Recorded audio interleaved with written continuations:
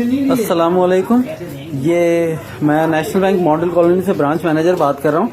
आज सुबह हमारे पास नया कैश आया है जिसमें कि ये नोट हैं और 1000 के भी आए हैं, 500 के भी और 5000 के भी।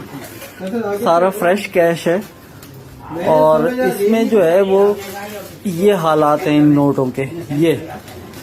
और इस तरह के कितने पैकेट चले गए हैं मुझे नहीं पता, अब लोग वापस लेकर आएंगे तो पता चलेगा। ये तो एक आदमी ने कस्टमर ने वापस किया है तो ये पता चला।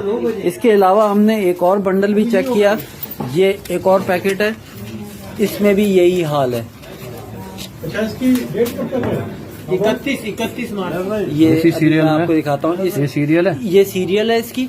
और इसमें ये एक नोट है 28 है, 29 29 इस तरह का, 29 30 इस तरह का। ये दो नोट